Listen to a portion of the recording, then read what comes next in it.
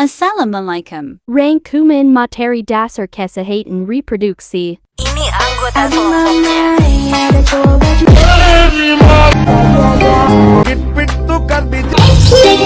Definisi sehat. Teman-teman tahu nggak definisi sehat? Sehat itu adalah keadaan sejahtera dari badan jasmani kita, terus dari jiwa rohani kita, itu dan sosial yang memungkinkan setiap orang hidup harus produktif secara sosial maupun ekonominya. Jadi reproduksi itu adalah menghasilkan atau melanjutkan kelestarian hidup, kelestarian kehidupan. Pengertian kesehatan reproduksi. Saya harap teman-teman semua harap menjaga kesehatan reproduksinya ya. Kesehatan reproduksi itu adalah suatu keadaan yang sehat, sejahtera, fisik, mental, dan sosial secara utuh pada semua hal yang berhubungan dengan sistem, fungsi, serta pada proses reproduksi dan bahkan hanya kondisi yang bebas dari penyakit dan kecacatan. Teman-teman juga harus tahu, kesehatan reproduksi itu menyangkut 3 hal komponen. Yang pertama, ability, yaitu kemampuan. Yang kedua, success, keberhasilan. Dan yang ketiga itu adalah safety, yaitu keamanan. Gitu teman-teman.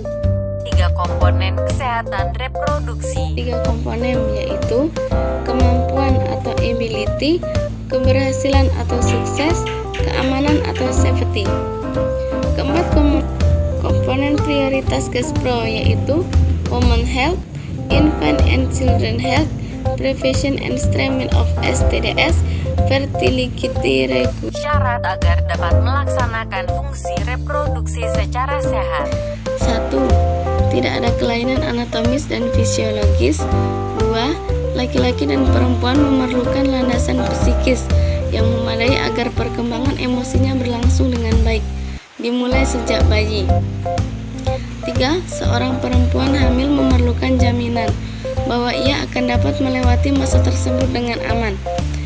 4.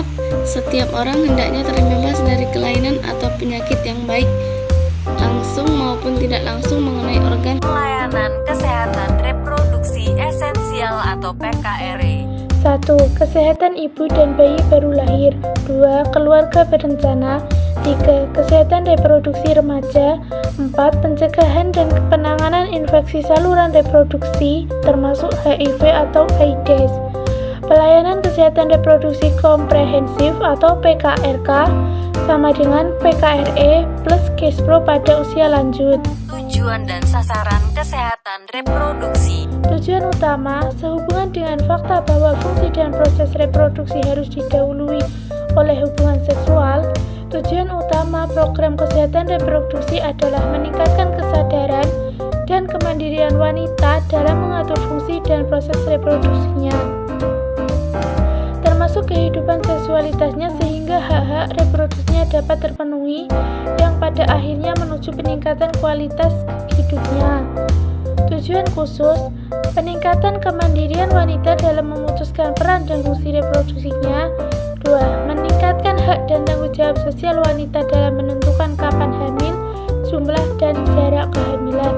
3. Meningkatkan peran dan tanggung jawab sosial pria terhadap akibat dari perilaku seksual dan fertilitas kepada kesehatan dan kesejahteraan pasangan dan anak-anaknya. 4. Dukungan yang menunjang wanita untuk membuat keputusan yang berkaitan dengan proses reproduksi berupa informasi tentang Kespro yang optimal. Sasaran program: 1. Penurunan angka prevalensi anemia. 2. Penurunan AKI. 3. Penurunan proporsi PPLR. 4. Akses informasi yang optimal. Ruang lingkup kesehatan reproduksi. Ruang lingkup Kespro. 1. Kesehatan ibu dan bayi baru lahir. 2. Keluarga berencana. 3. Pencegahan dan penanggulangan infeksi saluran reproduksi atau disingkat dengan ISR, termasuk PMS, HIV, atau AIDS. 4. Pencegahan dan penanggulangan komplikasi aborsi. 5. kesehatan reproduksi remaja. 6. Pencegahan dan penanganan infertilitas.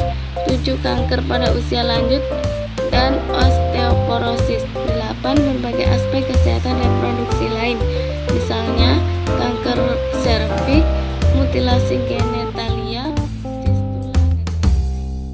Masa hidup bayi. Konsepsi bayi ya. Konsepsi itu pertemuan antara ovarium yang matang dengan sperma yang memungkinkan terjadinya kehamilan. Nah, terus siklus bayi nih. Bayi baru lahir dengan cukup bulan, terus pembentukan genotosa internal sudah selesai.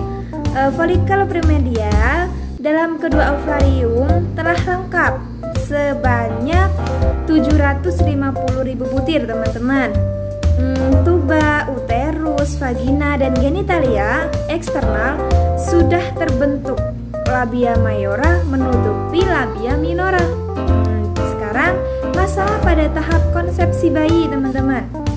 Yang pertama, fertilitas, kecukupan gizi, BBLR. Tahu nggak BBLR? BBLR itu berat badan berlebih. Terus faktor hormonal, faktor psikologis, pengutamaan jenis kelamin. Terus pendekatan kesehatan reproduksi terhadap tahap konsepsi bayi. Pertama, pelayanan catin. Catin itu calon pengantin. Perlakuan sama terhadap jenis kelamin, baik laki-laki maupun perempuan. Pelayanan antenatal, persalinan aman dan nifas, serta pelayanan bayi yang baru lahir. Yang terakhir yaitu pencegahan penyakit. Oke, terima kasih. Masa hidup remaja. 1. Pubertas merupakan masa peralihan antara masa kanak-kanak dan dewasa. 2. Diawali dengan berfungsinya ovarium. 3. Secara klinis, pubertas mulai dengan timbulnya ciri-ciri kelamin sekunder. 4. Menarche dan perubahan psikis.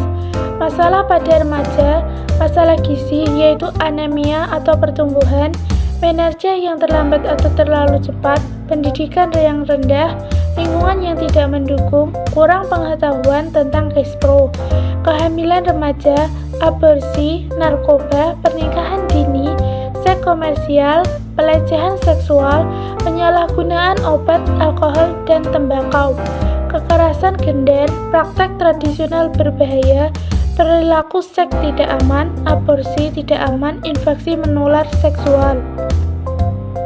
Pendekatan KISPRO pubertas atau remaja. A. Gizi seimbang. B. Informasi tentang KISPRO. C. Pencegahan kekerasan atau termasuk seksual. D. Pencegahan THD ketergantungan nafsa. E. Perkawinan pada usia yang wajar. F. Pendidikan meningkatkan keterampilan. G. Peningkatan penghargaan diri. H. Peningkatan terhadap godaan dan ancaman. Masa hidup usia subur. Usia subur, masa paling penting bagi wanita. Organ reproduksinya berfungsi dengan baik. Puncak kesuburan antara rentan usia 20-29 tahun. Pada usia ini wanita akan memiliki kesempatan 95% untuk hamil. Masalah pada usia subur, infertil, unmet need, kesakitan dan kematian ibu karena berbagai kondisi, malnutrisi atau menerima pelecehan dan kekerasan seksual, komplikasi aborsi, infeksi menular seksual, pengantaran kesuburan. Usia subur. A. Kehamilan dan persalinan yang aman. B. Mencegah kecacatan dan kematian akibat kehamilan pada ibu dan bayi. C. Menjaga jarak kelahiran dan jumlah kehamilan dengan menggunakan alat kontrasepsi. D. Mencegah terhadap PMS dan HIV/AIDS. Pelayanan kesehatan reproduksi berkualitas. F. Pencegahan dan penanggulangan masalah aborsi secara rasional. G. Deteksi dini kanker payudara dan leher rahim. H. Mencegah dan penanganan infertilitas. Masa hidup usia tua. Menopause, perubahan fisik, perubahan perilaku, perubahan fisik itu contohnya kulit menipis atau kering, gatal-gatal, keriput, dan osteoporosis. Perubahan perilaku yaitu depresi, cemas, mudah tersinggung.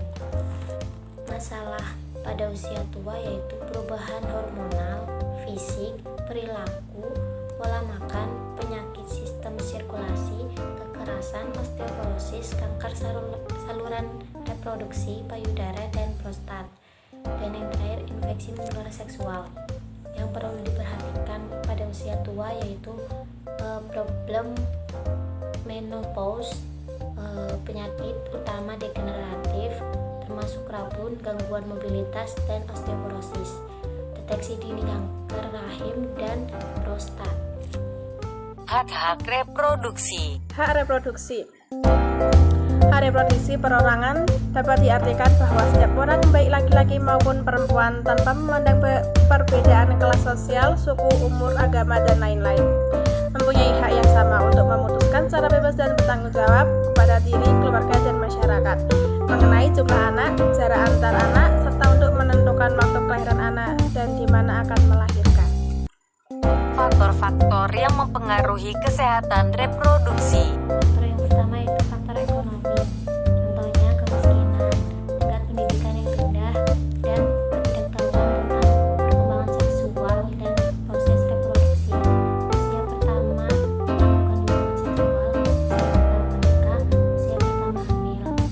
Yang kedua adalah faktor demografi, yaitu akses terhadap pelayanan kesehatan, rasio remaja tidak sekolah, lokasi atau tempat tinggal yang terpencil.